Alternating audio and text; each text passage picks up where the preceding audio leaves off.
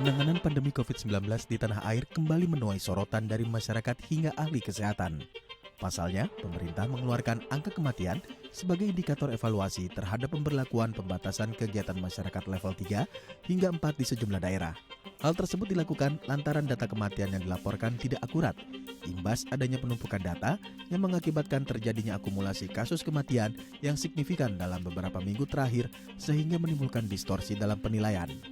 Keputusan pemerintah tidak menggunakan data kematian dalam evaluasi PPKM berlevel patut dipertanyakan. Sebab data kematian adalah indikator yang sangat penting guna melihat efektivitas penanganan pandemi COVID-19 yang telah dilaksanakan. Ketidakakuratan data kematian seharusnya tidak menjadi alasan untuk mengabaikan data tersebut. Seharusnya hal ini menjadi momentum pemerintah melakukan perbaikan data secara menyeluruh antara pusat dengan daerah yang selama ini ditemukan perbedaan dalam hal pencatatan dan pelaporan, sekitar 19.192 kematian berdasarkan olah data lapor COVID per tanggal 7 Agustus 2021. Apalagi data kematian yang dikeluarkan saat ini belum cukup menggambarkan betapa besarnya dampak pandemi COVID-19. Angka tersebut belum mencakup kasus probable hingga saat ini. Merujuk data lapor COVID-19, akumulasi kematian probable di Indonesia setidaknya telah mencapai 26.326 jiwa. Indikator ini menurut saya, dengan hilangnya indikator ini menurut saya membuktikan sekali lagi bahwa yang namanya keseriusan, konsistensi, dan transparansi itu jadi masalah.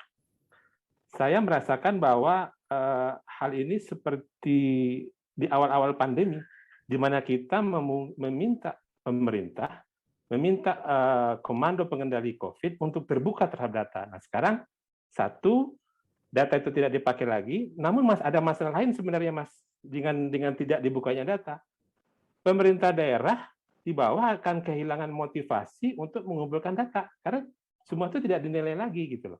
Padahal angka ini sangat penting untuk melihat situasi yang sesungguhnya sedang terjadi. Jadi kalau tidak diminta oleh pemerintah pusat sebagai bagian dari penilaian pandemi, maka daerah tidak merasa perlu. Saat ini saja yang sudah dimasukkan dalam indikator penilaian kita, catatan kelengkapan masih kurang, apalagi kalau tidak dimasukkan. Jadi begitu. Keputusan tidak menggunakan data kematian menjadi indikator kemunduran penanganan pandemi di tanah air. Meskipun bersifat sementara, hal ini dikhawatirkan menjadi bom waktu angka penularan kasus COVID-19 yang menyebabkan kerugian yang lebih besar. Dan tidak ada jaminan juga bahwa data itu diurus. Dan tidak ada juga jaminan bahwa satu ketika indikator itu akan masuk lagi. Karena ketika sudah dikeluarkan, itu maka aturan penilaian jadi berbeda gitu. Menurut saya sekarang biarkan, menurut saya kalau saya berpikir kita boleh memberikan masukan, dibiarkan saja di situ, perbaiki sistem pencatatan di daerah.